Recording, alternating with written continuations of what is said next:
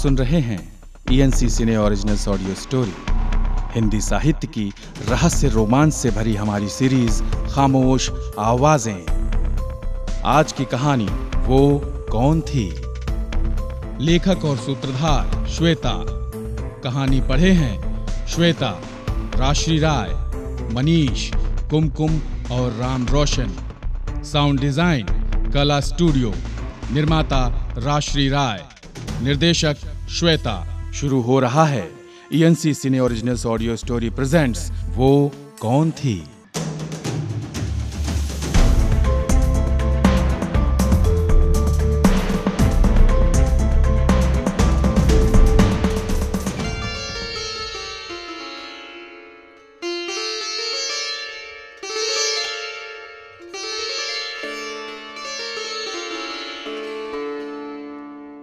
सन 1985 बनारस यानी भगवान शिव की नगरी काशी, एक ऐसी जगह जहां जीवन को मुक्ति मिलती है और इंसान जन्म मरण के बंधन से मुक्त हो जाता है।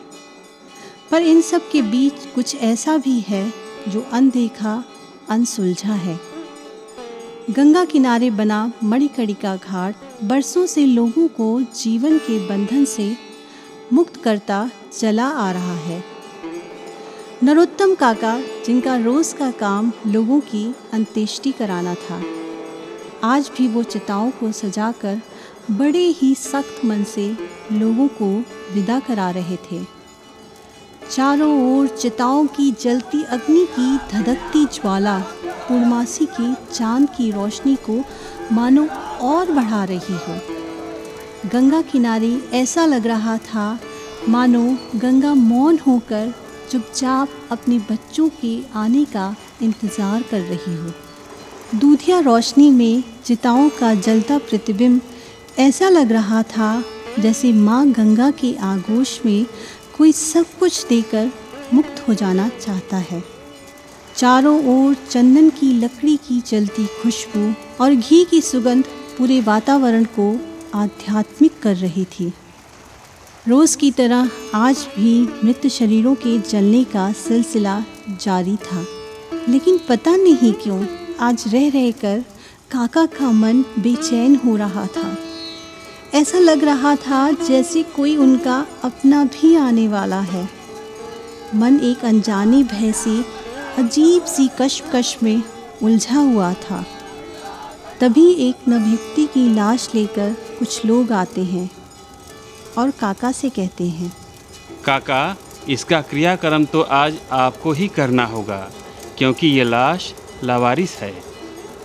काका की नज़र युवती पर पड़ती है। देखकर मन कराह उठता है। पूर्णमासी की दूधिया चमकती रोशनी में ऐसा लग रहा है मानो किसी संगमरमर की मूरत को तराश कर मानवीय रूप दे दिया गया हो। उसके चेहरे की आभा और सुंदरता देखकर अनायास ही काका के मुंह से निकल पड़ा, उफ, कितनी सुंदर है ये। कोई शैतानी है जो इसको मार सकता है।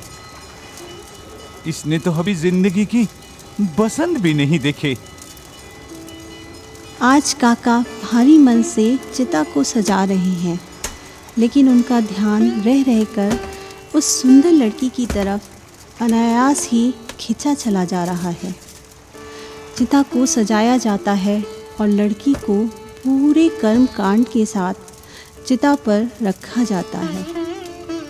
जैसे ही अग्नि देने की बारी आती है तो काका के हाथ न जाने क्यों कांपने लगते हैं। भारी मन से वह उसे मुखाग्नि देते हैं। वापस बुझे मन से काका घर आकर चुपचाप रहते हैं और रोज़ की तरह नहा धोकर रसोई में चौकी पर बैठ जाते हैं। थोड़ी देर में जब काकी खाना लेकर आती हैं तो काका अनायास ही खाना खाने से मना कर देते हैं। कहते हैं, आज तो रहने ही दो। काका उठकर खड़े हो जाते हैं और बुदबुदाते हुए कहते हैं, मन भर गया इस जीवन से। काकी को खाने की थाली उठाने को कह देते हैं। रसोई में चौकी से उठकर काका आंगन में अपनी खाट पर सोने चले जाते हैं। लेटे लेटे चांद की ओर एकटक देखने लगते हैं। न जाने क्यों चांद में भी काका को उस लड़की का चेहरा ही नज़र आता है और वो उसे देखते देखते न जाने कब नींद की आगोश में चले जाते हैं। सुबह होते ही सूरज की तेज रोशनी और चिड़ियों की चहचहाहट से उनकी आँख खुल जाती है। काका बड़े अनमने मन से उठते हैं। तभी दूसरी तरफ इनके कानों में काकी की चिरपरिचित सीताराम सीताराम की आवाज़ सुनाई देती है। काकी जोर से घंटी हिलाते हुए तेज आवाज से अपने बेटे श्याम को पुकारती हैं। जय जय सीताराम सीताराम। अरे श्याम देख ले जरा बेटा, उठ बेटा, तेरे बाबूजी उठ गए हैं, जरा चाय तो ले आ उनके लिए। श्याम श्याम छोटे से कुल्हड़ में चाय उड़ेल कर ले आता है और अपने बाबूजी से पूछता है, क्या हुआ बाबूजी, आज तो बड़ी देर लगा दी उठने में। काका बड़े अनमने मन से श्याम को कहते हैं, बेटा श्याम, आज मेरी तबीयत कुछ ठीक नहीं लग रही। बस बेटा, एक जरूरी काम है, अगर तू कर दे तो बहुत अच्छा होता। श्याम पूछता है, क्या काम है बाबूजी। काका कहते हैं, आज एक चीता की अस्थि चुनने का काम बेटा तुझे ही करना होगा।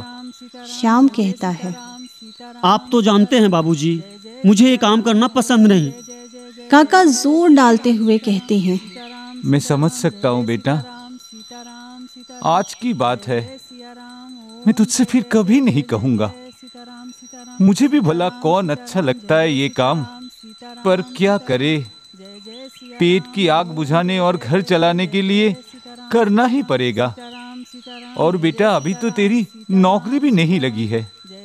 जा बेटा, चला जा, बड़ा पुण्य का काम होगा। उस बेचारी का कोई नाम लेवा भी नहीं है। श्याम बड़े अनमने मन से जी बाबूजी कहकर वहाँ से चला जाता है। घाट पर सूरज अपनी तेज रोशनी ऐसे फैला रहा है मानो घाट के कोने कोने को रोशन कर देना चाहता हो। चारों ओर लोगों का शोर, तो कहीं पंडित जी का मंत्रोच्चार, तो कहीं जनेऊ धारण किए हुए स्नान करते हुए लोग हर हर गंगे के साथ सूरज को अर्घ दे रहे हैं।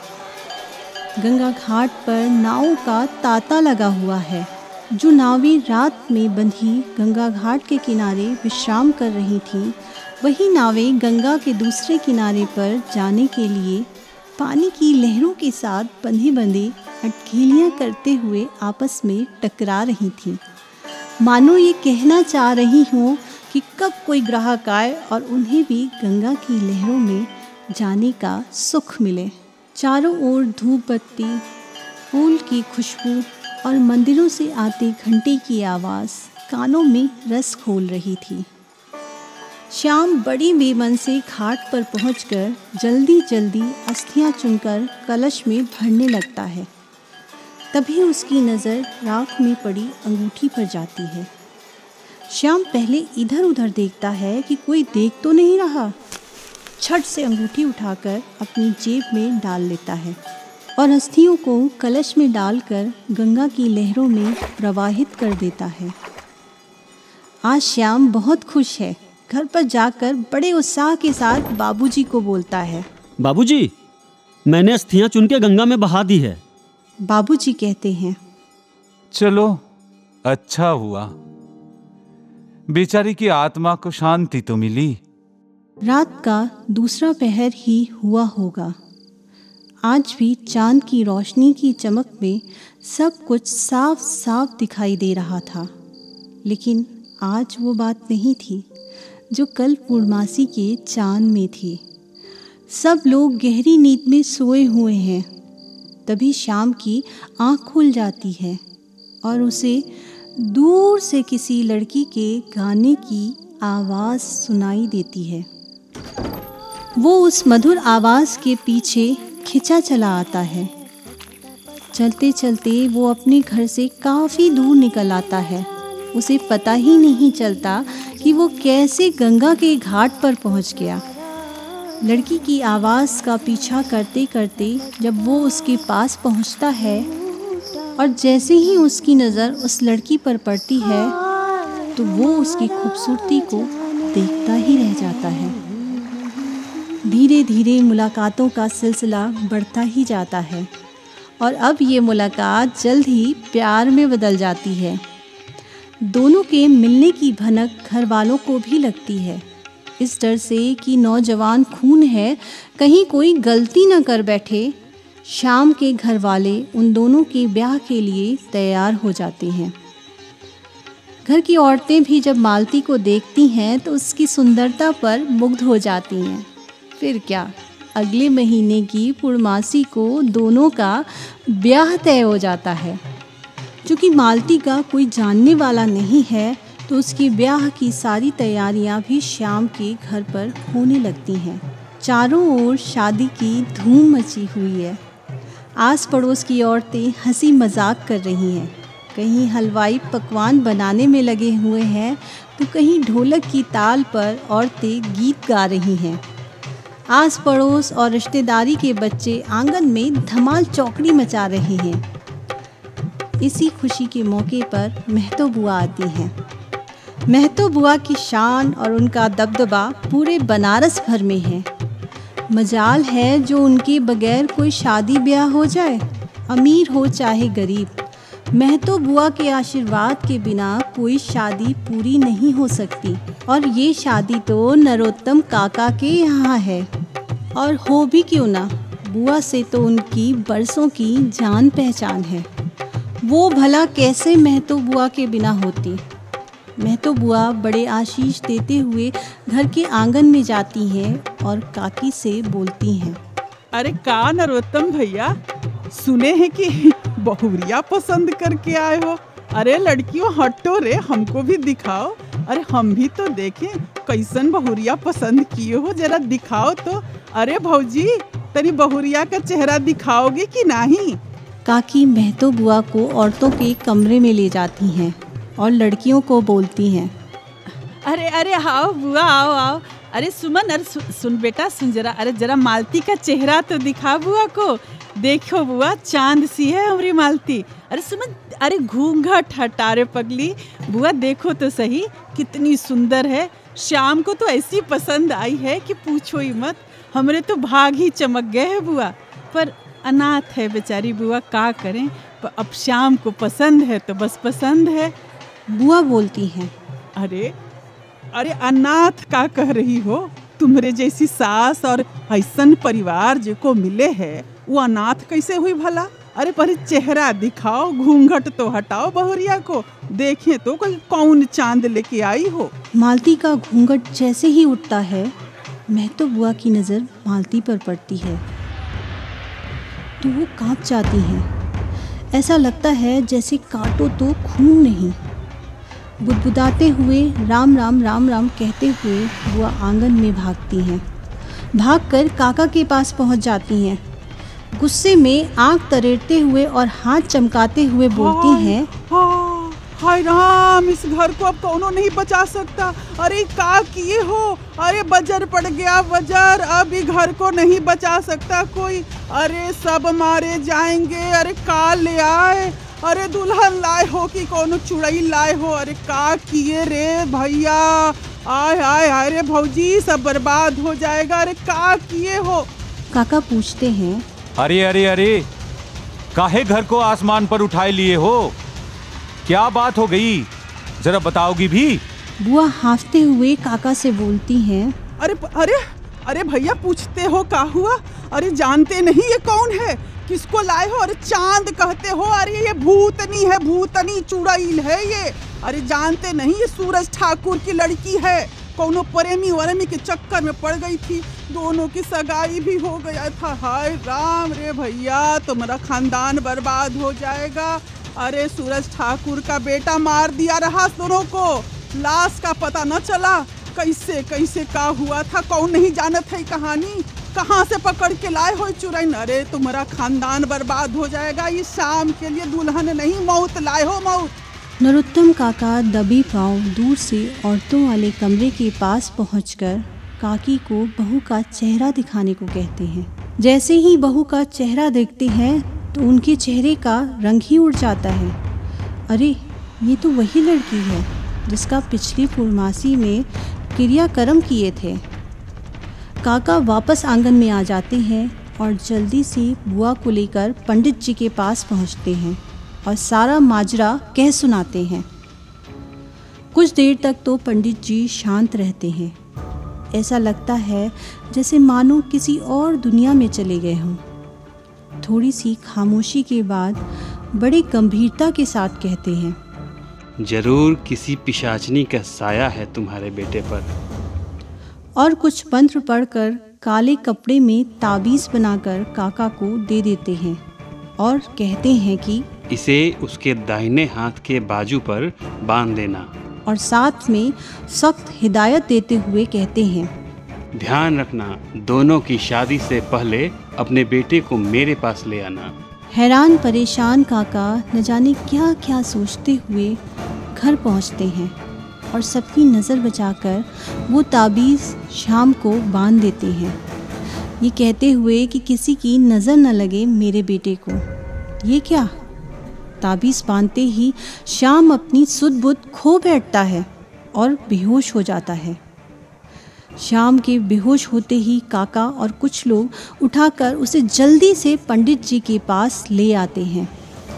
थोड़ी देर में जब शाम की आंखें खुलती हैं तो वो अपने आप को पंडित जी के पास पाता है। पास में नरोत्तम काका और महतो बुआ भी बड़ी चिंता में बैठे हुए हैं। शाम को धीरे धीरे होश आने लगता है। जैसे ही वो होश में आता है अवाक होकर उठ बैठता है और पूछता है, मैं यहाँ कैसे आया? तभी काका श्याम को सारी बात बता देते हैं। श्याम काका पर बड़ा नाराज होता है। पंडित जी श्याम से कहते हैं, बेटा वो कोई औरत नहीं बल्कि पिशाचिनी है, पिशाचिनी। ये सुनते ही श्याम का गुस्सा 7वें आसमान पर पहुंच जाता है। पगला गए हैं क्या आप लोग? वो ये मानने को तैयार ही नहीं होता और गुस्से में उठकर वहाँ से जाने लगता है। तभी पंडित जी उसे रोकते हैं और कहते हैं, अगर भरोसा न हो तो आज रात ये काला धागा उसके हाथ में बांध देना, तुम्हें खुद समझ में आ जाएगा। श्याम बड़े गुस्से में धागा वहीं पर फेंक कर चला जाता है। काका और बुआ हैरान परेशान होकर वहाँ बैठे रहते हैं और पंडित जी से पूछते हैं कि अब क्या करें। तभी पंडित जी बोलते हैं, देखो, अगर बेटे की जिंदगी को बचाना चाहते हो तो श्याम को धागा बांधने के लिए मनाना ही पड़ेगा, नहीं तो तुम्हारे खानदान का सर्वनाश हो जाएगा।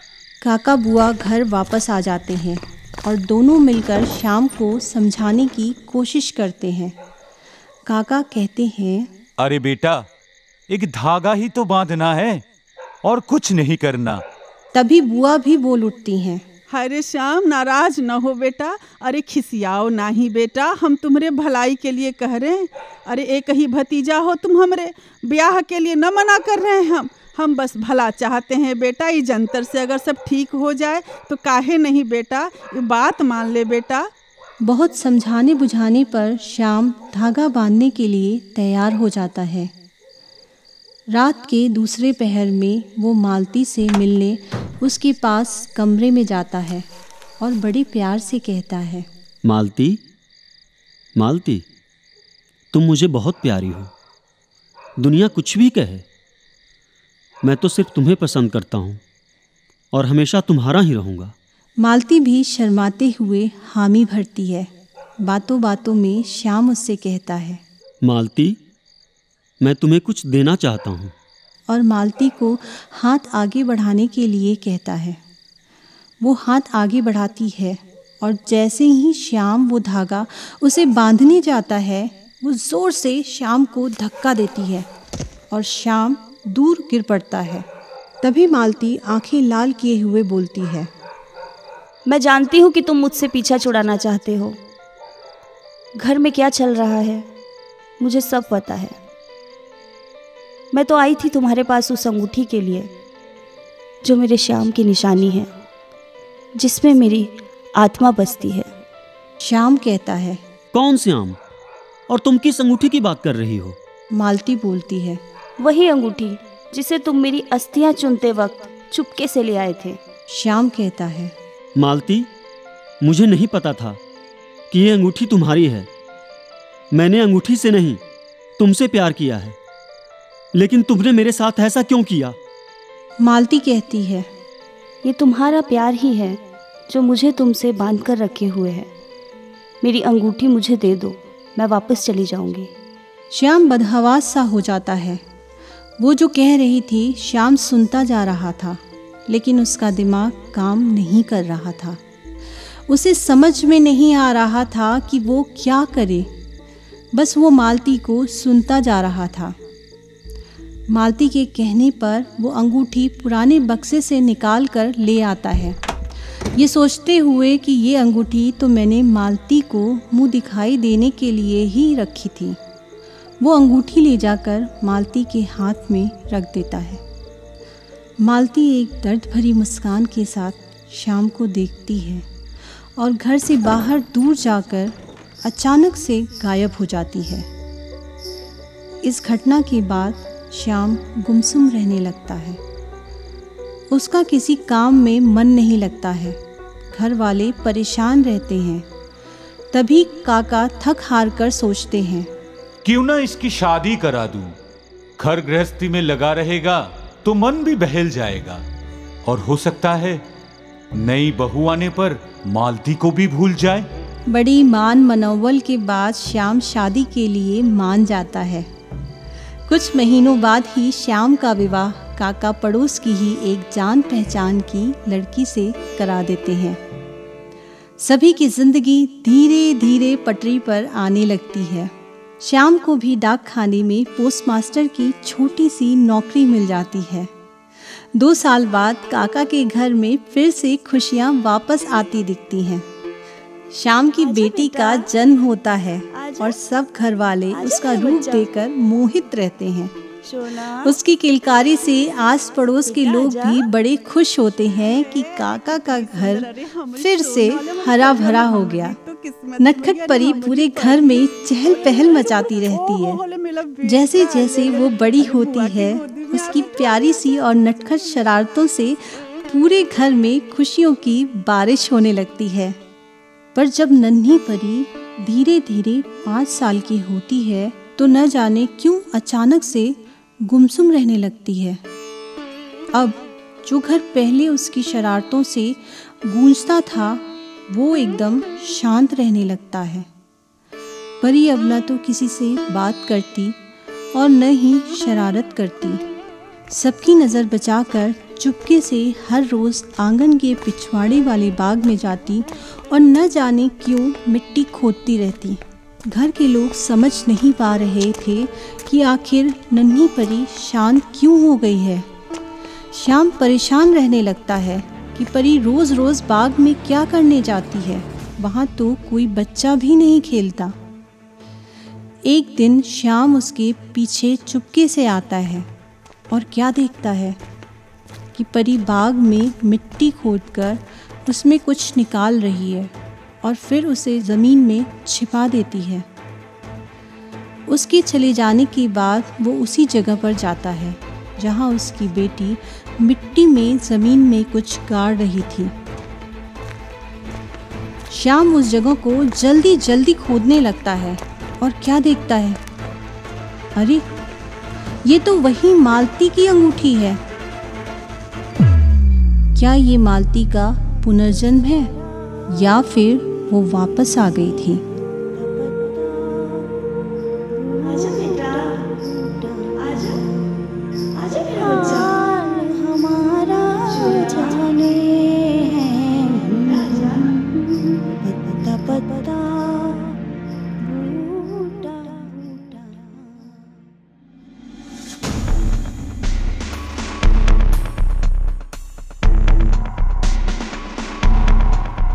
आप सुन रहे थे ENC सिने ओरिजिनल्स ऑडियो स्टोरी प्रेजेंट्स खामोश आवाजें।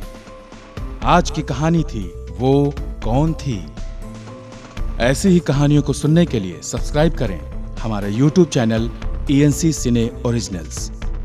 नई कहानियों के अपडेट के लिए बेल आइकॉन दबाना ना भूलें।